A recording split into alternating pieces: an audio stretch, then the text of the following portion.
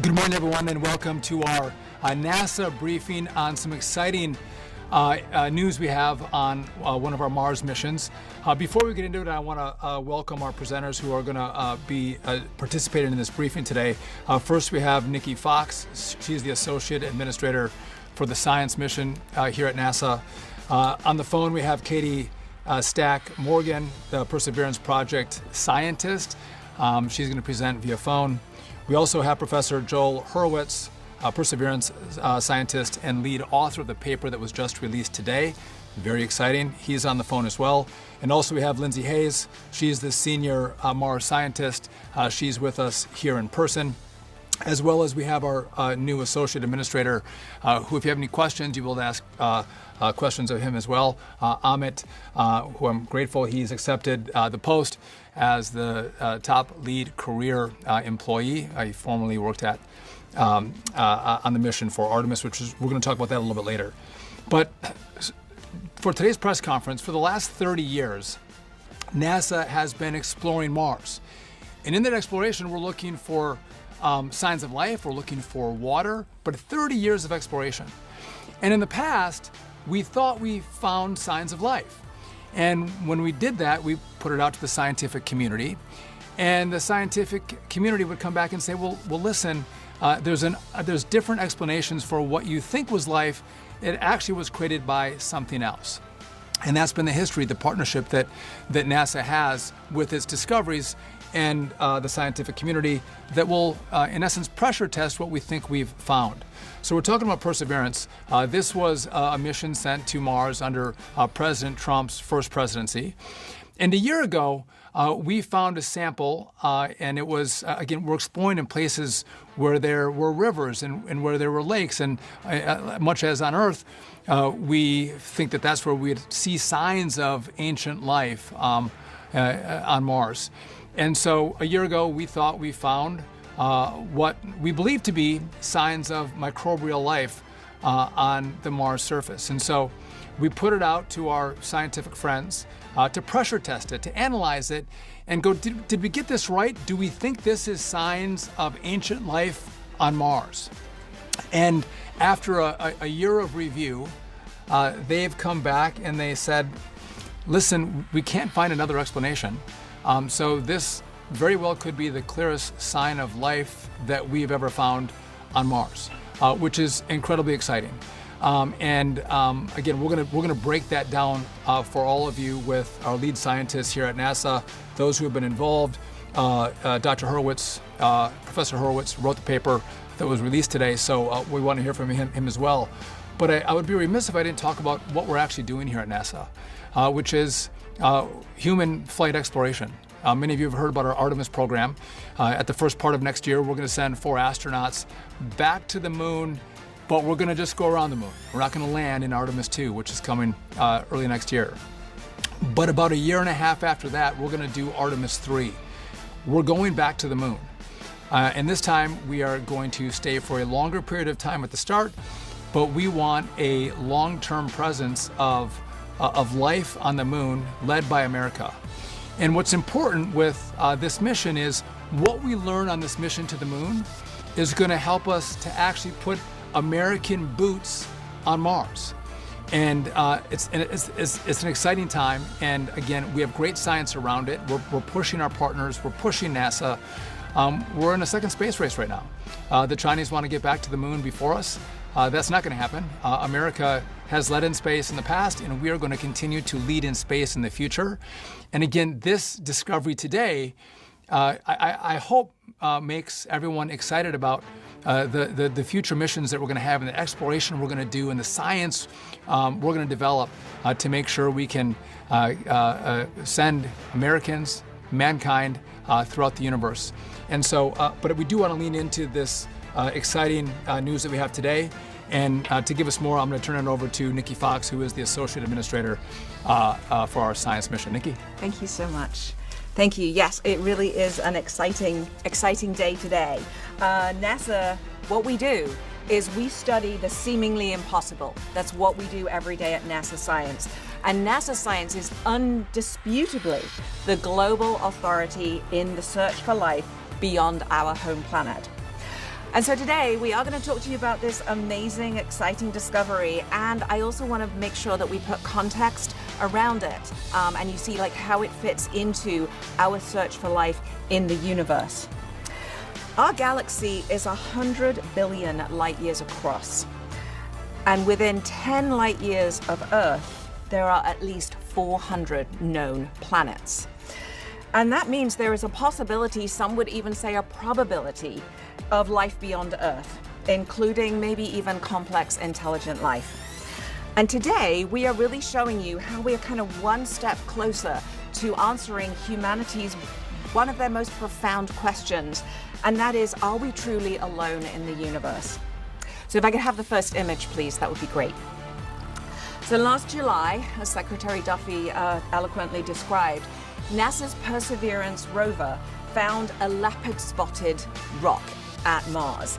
And scientists immediately knew. It was interesting, we hadn't seen anything like that before on Mars. And we talked about it last summer. The moment we found it, we put out the images for everybody to see and everybody to share in the joy of NASA science. And, you know, today, we're really here celebrating that incredible hard work of the science team as they literally tried to prove it wasn't interesting. Maybe it's just something else. Maybe it's not, you know, the key result that we've been waiting for. And so they've done the analysis on these leopard spots, and we think they are potentially made by some sort of ancient life. This finding by our incredible Perseverance rover is the closest we've actually come to discovering ancient life on Mars. And if you can't tell, we're really excited about that. But you know, I want to put it into context. It's a signature. It's a sort of leftover sign. It's not life itself. And it certainly could have been from ancient life, and that would have been something that was there billions of years ago. Nothing that's current there. And you know, it could certainly, as we say, be made by ancient life. And what that means is we look at everything we know about life on Earth. And this is the kind of signature that we would see that was made by something biological. In this case, it's kind of the equivalent of seeing like leftover fossils, you know, leftovers from a meal. And maybe that meal's been excreted by a microbe, and that's what we're seeing in this sample. And you know, again, as Secretary Duffy said, we don't know for sure that's what it is, and we won't stop after this first analysis. This certainly is not the final answer. But we have this first result, and we're sharing it with you, the world, and we are asking you to look and give you our analyses also. And that's what we do in NASA science. This is, you know, how we find our information. It's part of that long journey. We ask a question, we design a mission that can actually go and address that question. We develop the technology, we build the hardware, we launch it into space. It takes the data, it brings back the information that we need here, we analyze it, and we come up with answers to those really, really tough questions. We've actually been studying Mars with, even as early as 60 years ago when we sent our first missions there to take pictures of Mars and tell us really that's quite an interesting place and we really do want to send humans there. And so we've been doing this so we can understand the planet so we are ready to send our humans there. We certainly, as we look forward, we plan to send more missions to Mars in support of the Artemis program, which we're really proud of. And it will open the door for humans to study and better understand the red planet, and perhaps even one day bring back Martian samples home for us to actually study here on Earth. And I want to underscore the point that NASA science discoveries do not just happen at random. They are the rewarding results from meticulous, long-term strategic planning. We send these missions to really address these incredible questions. And each new discovery helps us just, kind of drive what research is coming next. What missions do we want to design next? So we can kind of take that full bench of tools with us to solve the problems of how best to explore our solar system. First with robotic missions and then with humans. And before I pass it on to my colleagues who are going to tell you all about the details of this incredible finding, I just want to talk a little bit more about how NASA searches for life, and there's so much happening that I am incredibly excited about. We have Europa Clipper that is on its way to explore an icy moon of Jupiter to investigate whether the subsurface ocean underneath that icy crust has the potential to support life. After that, we'll launch Dragonfly, which has been deemed the most exciting science space mission of your lifetime. And it's a drone, it's the size of an SUV, and it's going to be humanity's first airborne science mission to another world. Dragonfly will explore the amazing world of Saturn's moon Titan, which is the only place in our solar system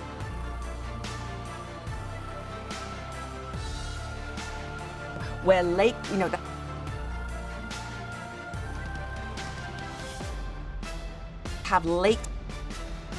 Dragonfly will explore the amazing world of Saturn's moon Titan, which is the only place in our solar system where that have lakes of liquid on the surface.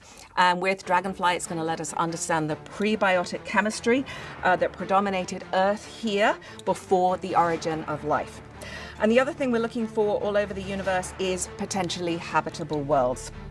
30 years ago, we first discovered an exoplanet around another star system, and today we know of thousands of them. This has changed the very way that we look at our night sky. We know that there is, on average, a planet for every star in the sky. And as I've been saying, each new mission is specifically designed based on all of the knowledge that we've gained so far. And in this case, the knowledge is allowing us to lean forward to study a concept mission that is supported in the President's budget called Habitable Worlds Observatory. And that will allow us to search for habitable worlds and for signs of life around 100 of our nearest stars. Super, super exciting. From its vantage point in deep space, it will observe a variety of critical targets for us to go and explore, for us to sort of put our fleet of telescopes staring at those, including our amazing James Webb Space Telescope, and of course our upcoming flagship mission that we launched in 2027, the Nancy Grace Roman Space Telescope. Super excited, yay Roman. The Habitable Worlds Observatory insights could help keep astronauts and human infrastructure safe in space, and it will be the most powerful telescope NASA has ever launched, maintaining Americans' leadership in space, which is so important. But for now, back to the present and back to Mars. And so I am delighted to turn it over to Dr. Katie Stack-Morgan to tell us more about Perseverance's work on Mars, and she's joining us by phone. Take it away, Katie. Thank you so much, Nikki. The discovery of a potential biosignature, or a feature or signature that could be consistent with biological processes, but that requires further work and study to confirm a biological origin, is something that we're sharing with you all today, that grows from years of hard work, dedication, and collaboration between over 1,000 scientists and engineers here at the Jet Propulsion Laboratory and our partner institutions around the country and internationally. A discovery like this comes from years of strategic planning and science analysis from both the rover team as well as the Mars community, as we went from the development of the Mars 2020 mission as a concept in response to the priorities of the Planetary Decadal Survey, to the landing site selection, and now to the daily operations of the rover that provide us such a fantastic data set that we're going to share with you today. If we could bring up the first image here, I'll be providing some overall geologic context for the discovery of these leopard spot features. The Perseverance rover landed in Jezero crater in 2021, and this site was selected as the result of a multi-year community effort because we decided that this site was truly the best place to accomplish the Mars 2020 mission goals of seeking signs of ancient life on Mars and putting together a collection of rocks for possible return to Earth in the future. Jezero was selected because it's in a location amongst the most ancient terrains on Mars, exposing some of the oldest rocks anywhere in the solar system. And these really ancient rocks provide us a window into a period of time that's not particularly well represented on our own planet Earth, but it's a time when life was emergent on Earth and could have been on Mars as well. Jezero is also indisputably the site of an ancient lake, which we know because we have two river valleys entering into the crater and a river valley exiting the crater through which water flowed out of the crater. During the first 4 years of the mission, Perseverance explored three main geological terrains within the crater.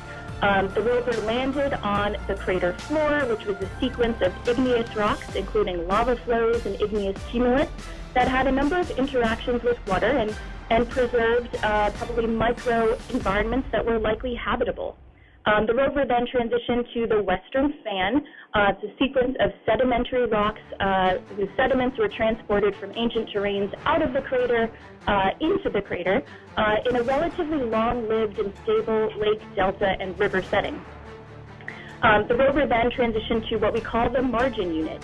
This was a thick sequence of igneous rocks that really distinguish themselves by strong orbital spectroscopic signals of the minerals olivine and carbonate.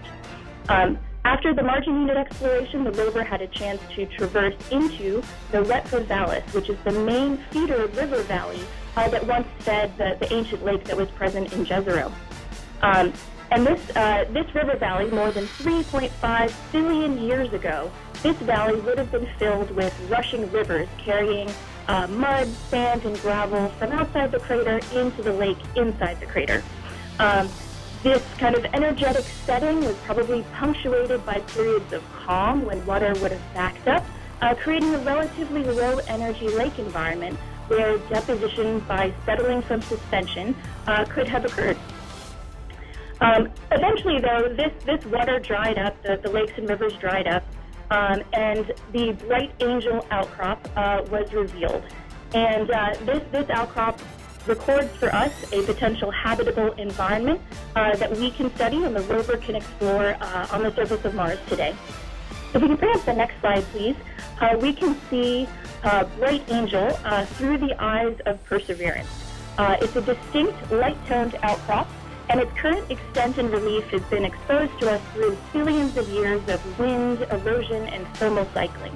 The rover spent several months exploring this area, ultimately pushing to the northern edge of the channel where the Bright Angel formation met the margin unit.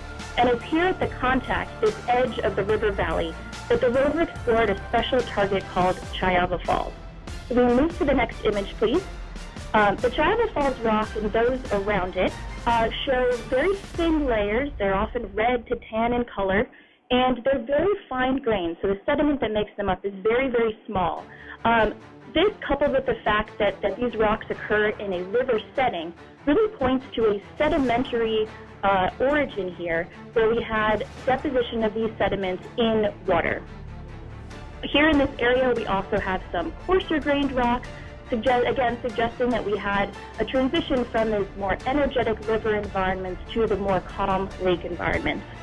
And while every outcrop on Mars has an interesting story to tell, in order to really understand what makes this particular outcrop so special, we have to get our noses to the outcrop, or in this case, the rover's arm, up close and personal to take a look at all the details of these rocks. So to tell us more about that, I'm going to pass it on now to Professor Joel Hurowitz. Katie, if I can bring up the first view graph, what you're looking at here is a selfie that Perseverance took of itself in front of the Chayava Falls workspace in the Bright Angel Formation.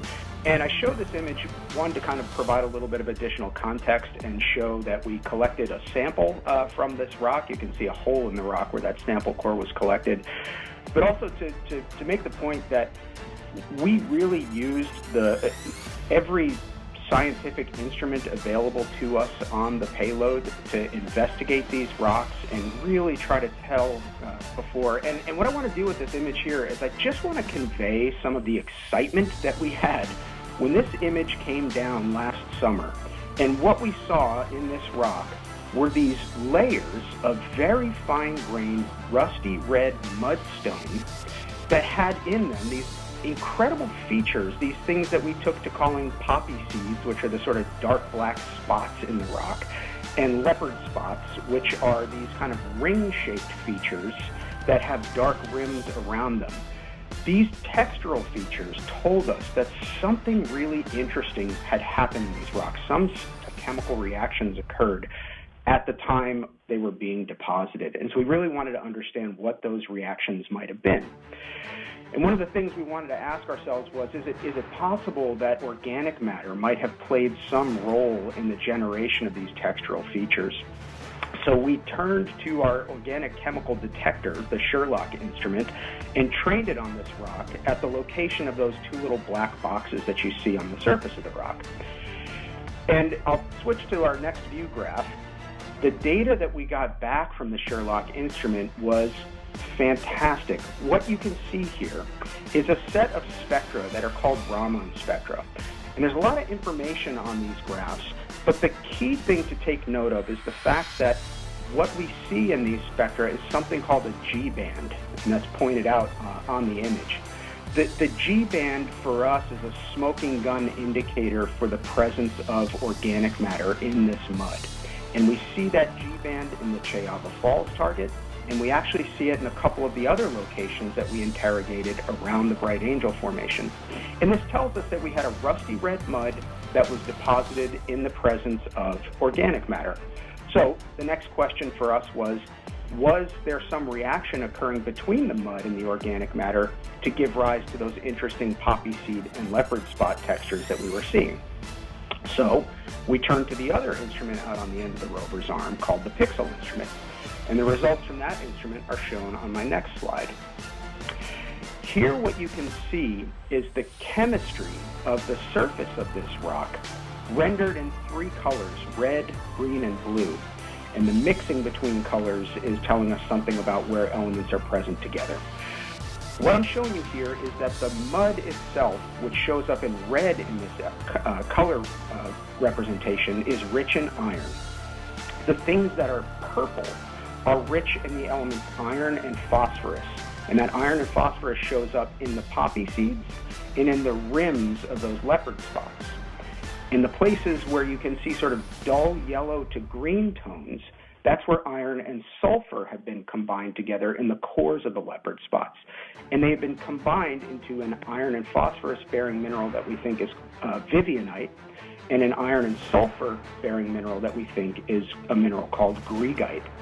And what's exciting about these finds, this sort of combination of mud and organic matter that has reacted to produce these minerals and these textures, is that when we see features like this in sediment on Earth, these minerals are often the byproduct of microbial metabolisms that are consuming organic matter and making these minerals as a result of those reactions. But there are non-biological ways to make these features that we cannot completely rule out on the basis of the data that we collected with our rover payload. So what we need to do from here is to continue to do additional research in laboratory settings here on Earth, and ultimately bring the sample that we collected from this rock back home to Earth so that we can make the final determination for what process actually gave rise to these fantastic textures. So with that, I'm going to close out and I'm going to turn it over to Dr. Lindsay Hayes for the next part of the program. We are excited. We're excited to be announcing the publication of this peer-reviewed paper about these features from this about 350 billion-year-old rock on Mars, right? This is about the same time as we see some of the earliest fossils of life on Earth. And so these features are helping us to better understand the potential biological history of Mars. After our announcement last year, the peer-reviewed publication is the next step in the scientific process, and it allows NASA to make the data that we collected from this mission and the science team's interpretation of that data sort of available to the broader science community for further and wider study. This work to investigate the processes that are described here will continue, and hopefully, eventually, this will be followed by the delivery of these samples back to Earth, where they could be studied in terrestrial labs. Additionally, I want to remind everyone that what we're describing here is a potential biosignature. That is a characteristic, element, molecule, substance, or feature that might have a biological origin but requires more data or further study before reaching a conclusion about the presence or absence of life. And then finally, as we have explored Mars, one of our main goals has been to determine if Mars was habitable in the past and whether or not life was ever present. And then finally, as we have explored Mars, one of our main goals has been to determine if Mars was habitable in the past and whether or not life was ever present. This was part of the reason that we sent Perseverance to Jezero Crater. And the findings that we talked about here, they weren't an inevitable result from this mission, right? They're the direct result of more than decades of work by tens of thousands of people with many different missions that were meticulously and strategically planned, payloads that were developed and missions that were executed capable to lead us to achieving this discovery. Our exploration themes, and I think there's a slide here, have guided the Mars exploration program as it has evolved over time. And these are the reasons why we explore. These missions have expanded our understanding of Mars to more than we know about any other planet other than our Earth. And it's examples of our combined ability to look at things that allows us to look at things like this Martian meteorite here, which is EETA 79001. This is a Martian meteorite that was found in Antarctica, but combine these kinds of work, the curation of these meteorites, the study of these meteorites in NASA labs, with data from our missions like Viking, allowed us to characterize this meteorite and a whole host of other meteorites as coming from Mars, which allows us to do some additional context with our missions. So all of that combined work, right, there's no other space agency that has conducted such a long-term coordinated campaign in planetary exploration. And this demonstrates American leadership in space and in science, and data from these robotic explorers are now feeding forward to our plans to prepare humans to return to the moon and to go onto Mars as part of the Artemis mission. And so thank you very much, and I'm going to send it back to the moderator for time for questions, I believe. Thank you very much.